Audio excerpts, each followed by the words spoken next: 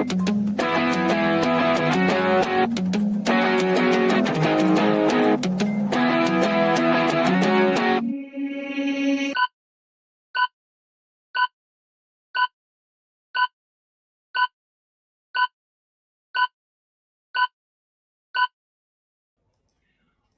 to this very special edition of the KAJ Masterclass Live, the show which ensures that you profit from your time spent here with experts, either through their industry insights, information, or simply learning from them. And today we have with us Denis.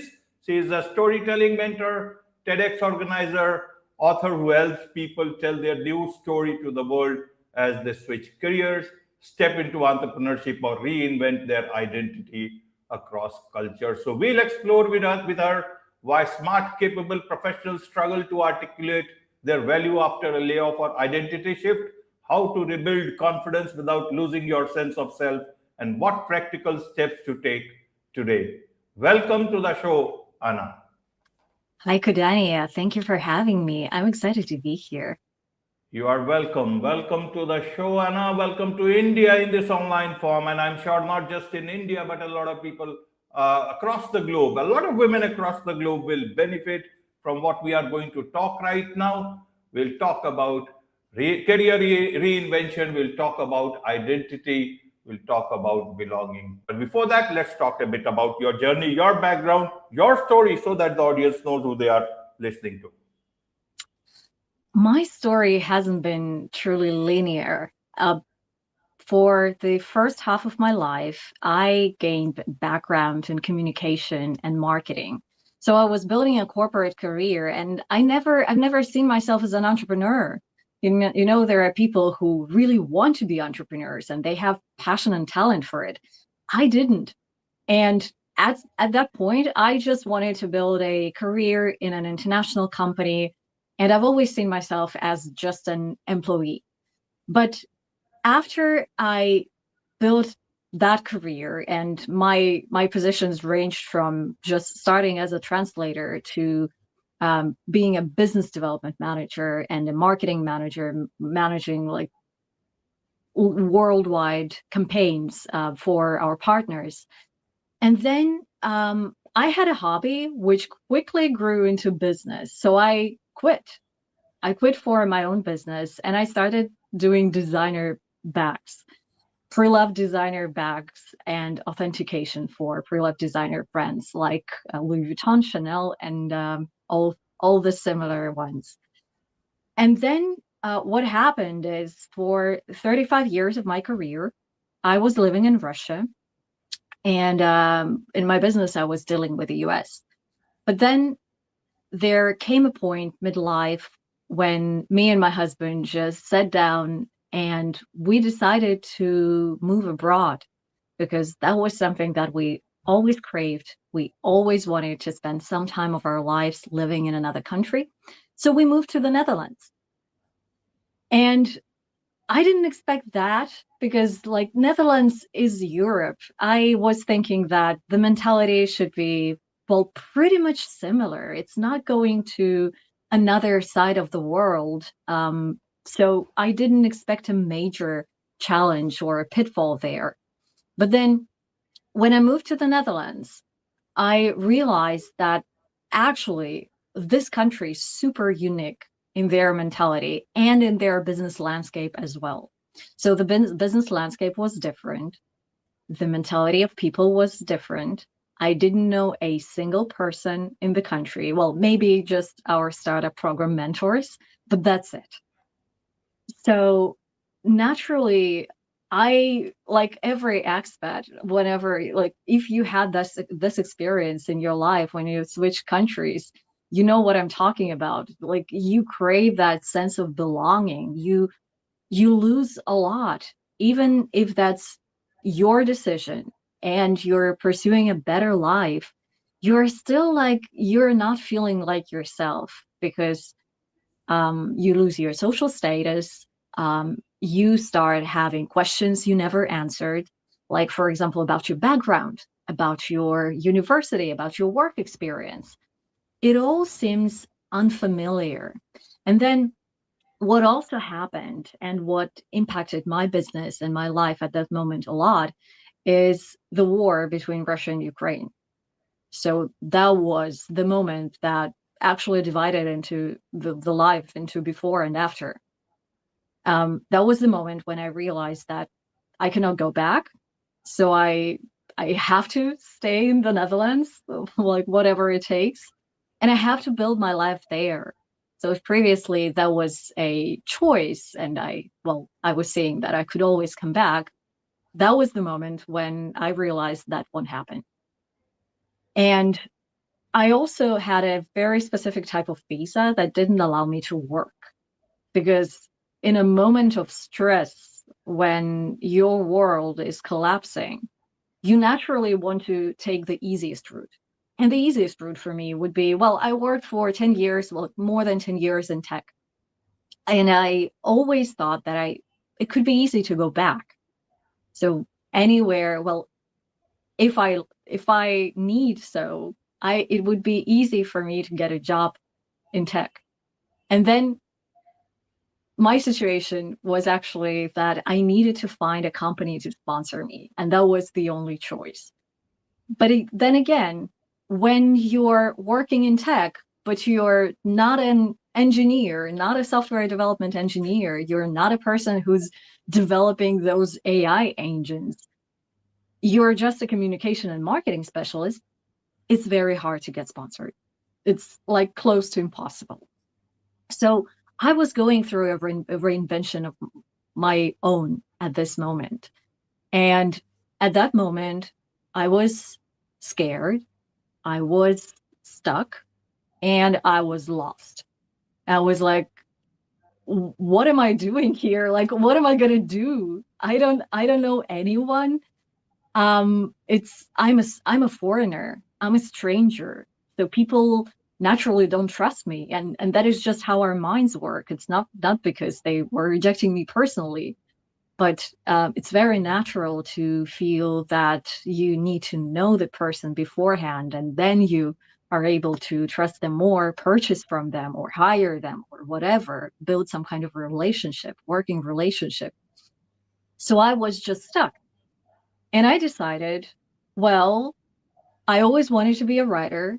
I had that dream since I was very young. Like when I was 7, I remember answering the questions and saying, like, who do you want to be? And I would always say, like, I want to be either a writer or a painter. And I remembered that. And I was like, okay, then if I have this time and I have to figure out who I really am, and I was never asking that question before, then maybe it's time for me to find an answer to this question. So I started to interview women, women I knew, and also women that were recommended by other people I knew, on how they switched their career paths midlife. Because midlife it doesn't get easy, right? So when you're switching your career at 24, 25, it's easy because you don't have much of an experience. You are free to explore, and you have less limitations. You don't have a mortgage, you don't have obligations to your family members and everyone else in your life. But in midlife, it gets trickier.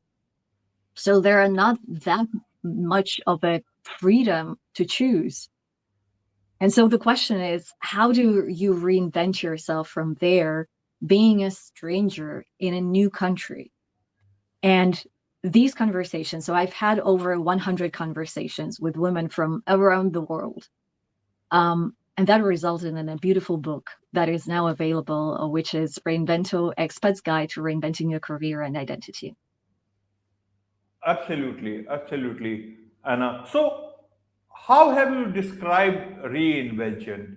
What should be the focus of reinvention at any place, either in a foreign country or even in your own country? Should it be guided by by your limitations? Should it be guided by your immediate requirements, security needs, or self-actualization needs? What is reinvention? And when you talk of reinvention, does it change this whole concept about who am I, or are these two different things? Help us understand from that perspective. That is a very good question, actually. So I started to explore this question. And one of the questions I was asking myself at this point was like, what do I rely on? When you have to rebuild your whole life and your whole identity from scratch. And you are very right. That might happen in your own country because a lot of events trigger reinvention. It's not only moving abroad, although that would be a great example, but we all face our challenges. There are life is happening around us, right? And we do change how we see ourselves and how we see the world based on what's happening to us. So one of my questions, like the greatest question I was trying to answer was like, what do I rely on? Do I, when it comes to careers, do I rely on my skills, on who I were before, or do I rely on just my passions, or something else? And passions, well, I consider passions to be really fleeting. I actually graduated as a journalist, which means that I get easily interested and invested in a lot of subjects. And it's easy for me to just dive in and research the matter or the issue to the very bottom. And how do you rely on your passions when your passions might be really fleeting? That was one of the questions that I was trying to answer. And what I discovered from talking to over 100 women is that every reinvention is different. I mean, we're all struggling with various things, although there are several dimensions of reinventions that need to be mentioned and that I see as critical. So, first of all, a reinvention is the moment to meet yourself. That is crucial. And that is a step that lots of people are overlooking. I mean, when you're building your career, it just naturally develops in most scenarios, right? You get employed by a company, and then there are several opportunities for you to grow in this company or to leave to their competitor or a similar company. And that's what naturally happens. So you start to be very limited in the paths and in the variety of options that you might take, career options. And then you don't give it a lot of thought. You don't wake up every day overthinking whether I should go to my work today because is that something that I would love to do in 2 years and 3 years and 10 years. We don't naturally do that. So it's events like moving to another country or something happening in your family, something happening to you that trigger those questions. And we all realize that there comes a moment when we're searching for meaning, where your work stops being enough. And that's exactly where reinvention is happening. So the first step to reinvention is just focusing on yourself and figuring out who you are, not who you were, not how you see yourself in the past, but who are you now? That is the question. And it takes time to figure that out. So you cannot answer it in a day, and that's fine. That's okay, because it naturally comes down to investigating your beliefs, your priorities, and also the things that are holding you back. Because a lot of people, when you're going through this reinvention phase, or for example, you are thinking about launching your own business, and that takes years in some scenarios. Even for me, I was like, when I was starting my first business, it took me several years to get accustomed to even just to the thought that I'm an entrepreneur now, to accept that part of the identity. But what happens is when this reinvention happens, most of us are looking for motivation. And motivation is fine. That is a very valid idea.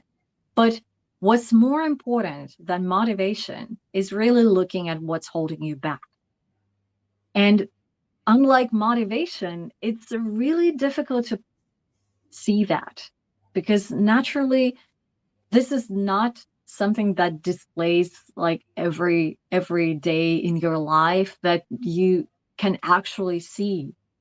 So it takes time to dig that out and see what is it that is stopping you. Like, is it how other people see you and you're afraid that you were working for a specific company and everyone knows that you are an employee at this company and they only see you that way, and then you're switching to entrepreneurship, and it naturally makes you anxious because even thinking about posting that on LinkedIn or on Instagram and starting your own business and starting all of that makes your hands shake, and that looks truly scary for most people.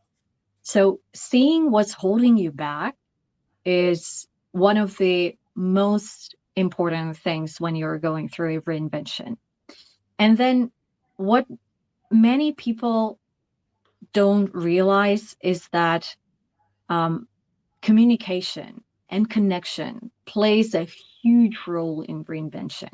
So we sometimes see reinvention as something, as a process that happens within ourselves, that you do at home. Like you write down your values, what you care about, what you would love to achieve at your new job or a new career.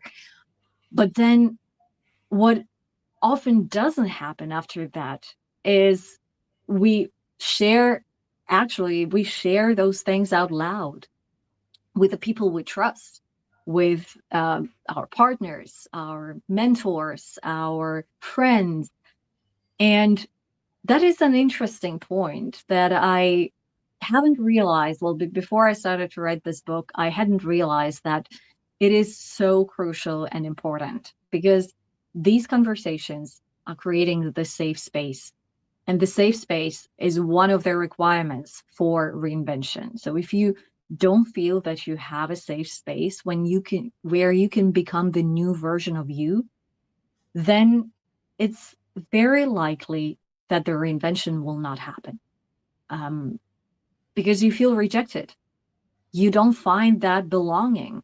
And naturally, every opportunity to speak out loud about the new you, your created identity, it just provokes a lot of stress. It becomes almost impossible. You get super anxious and you're not good at presenting yourself naturally. And that is also something I faced. So it's like, no offense to anyone going through this phase. I actually admire courage of any person who's going through reinvention and they dare to start a new life. So that's I admire the courage, and I admire that they're believing in themselves and taking the step. But in the process, I mean, reinvention, it looks messy. It looks raw when you kind of know what you don't want in your career, but you haven't truly figured out what you want, which also often happens. It's messy. You don't want anyone to see yourself. You don't like to talk to people because you're unaware of how to, you don't know how to introduce yourself properly because you don't want to use the old labels, but you also haven't figured out the new labels that apply to your new identity, your created identity. So this is not a comfortable process. This is not a comfortable process, but the messier it gets, the faster you go through it. Absolutely, absolutely. And one thing I want to understand it, a lot of people reinvent themselves along the way several times, and it's fine. They come across as very genuine, very authentic. But some people, when they look to reinventing, it almost comes loud like not reinventing but changing colors. And Hmm. that time, you come to know that it is, it is not. Even in podcasting, several guests come in after 2 years and they say, Can you remove the old episode because it is not what I am doing today? Mm. Whereas some people reinvent several times and come in, it looks like a transition. They are proud of it, they embrace it very willingly, and you embrace them as willingly because that is true authenticity. How do you continue to be authentic while reinventing? And you should not come out at somebody who is not reinventing but actually changing colors as per the need. And you Mhm. don't know them, you forget what color that person is all about. Yeah, that's a very good question, actually. So let me tell you a story. Um, I was sitting in my own room when I was trying to reinvent myself. I was an entrepreneur, so I didn't have a lot of contacts, a lot of colleagues. I didn't have an office to go to communicate with anyone. And it was like, what should I do? I like have no idea who to be because the titles that I wanted to claim seemed to be very bald, and I didn't see myself as powerful enough or courageous enough to claim it. And I wanted to be a trainer. I really wanted to be a communications coach because I kept asking myself, like, what's the one most important thing that I would love to spread with my work and in what I do. And the answer was always communication. But communication is multifaceted, right? So how do you select from all of the options? And then um, I was scrolling through my phone through local events in the Netherlands, and I saw an event from TEDx. And that was the moment when I felt most alive in 3 years. I was like, oh my God, I need to be there. I'm ready to do anything. Just take me. I'll be sweeping the floors if needed. But that's something that I really wanted to do because I'm passionate about big ideas. I'm passionate about communication, and it kind of connected everything that went as a red thread throughout my life into one piece.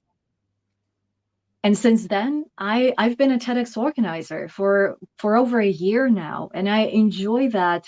I mean, that couldn't be more a part of me than it already is. So based on that, I would say that if you're looking to truly reinvent yourself and find an option to stay in longer, then you just listen to yourself, because there will come a moment when the right opportunity will come and you will just notice, like, how your heart is pumping, how you feel that excitement you haven't felt in years. And that will eventually happen. And at this moment, you have to pay lots of attention at this moment to this moment, because that is something that truly appeals not only to your values but also to your superpowers and your skills. So I'd advise to listen to that. Now, having said that, I would also add that it's perfectly normal to test out ideas. When you don't know how to reinvent yourself, how can you know without trying? And I mean, I know it, like, on the surface, it looks like changing colors. And it also might be the case. The person might be just trying out different niches and different audiences, different businesses even. But it is also a very normal thing, because reinvention is the natural part of the journey. There's not a single person who has started in one job and has continued with the same job through all the years, like in 30 years. Like, let's say you're a marketer, for example, and you started 20 years ago. So what was the marketing 20 years ago? There was almost no internet. Oh, completely different platforms. So you had to reinvent your profession and learn new skills throughout those 20 years.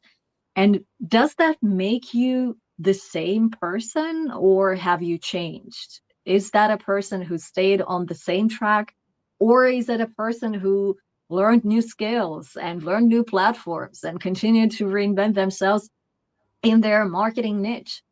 It's really hard to say. So I would say that testing out different niches is completely normal. But what you will also see in my book, Reinvention is a process that starts on the inside. So you need to be clear about your priorities, about your values, and about your superpowers before you move on. And the mistake that I often see, and that is something that you mentioned that appealed to me a lot, is that people are trying to reinvent themselves going backwards. So they first have a conversation with the world, and they are trying to appear in their new identity to the world, like an expert in something. Whereas on the inside, it doesn't feel authentic because you have only started. And yes, you have accumulated expertise and experience throughout your life. That is true. But still, it feels, tricky. And sometimes it may lead to seeing that a person is misaligned somewhere. And that would mean they don't appear, that they don't come across as an authentic person as well. So they are trying to have this conversation with the world before they have the conversation with themselves. Or if they haven't finished that conversation with themselves, when they figure out like their foundation of what they rely on and their north stars, I would advise to start with a first step and just first figure out your priorities. Second, have a conversation with the people you trust and build that confidence, build that safe environment where you could experiment. But it's at this spot that is too early to go and build your personal brand out there. Just wait a little bit, try that out, see how it feels on the inside, because that is supposed to be your guiding star, how you feel on the inside. If you're trying something, you might have an idea that you would love to write a book, right? Many people have that idea, many people have that goal. But once you start writing the book, you might feel very differently. I mean, you might discover that you enjoy the process so much you don't want to finish it, but you might also discover that it looks like a waste of time. Just you hate the process, and that is also fine. And that doesn't mean that you cannot write a book. You have to figure out your way of writing a book, maybe hire someone to help you. I mean, that can happen in the industry, but having this idea validated and checked is important. And once you have that validated, you can move on. And there will be a next idea and the next idea and the next idea. And here's how you actually make the choice and get grounded and get anchored by learning from that experience and listening to your voice. Absolutely, absolutely. With this, it's a wrap on this very special edition of the KAJ Masterclass Live. Thank you so much indeed for joining us. Thank you, Dania.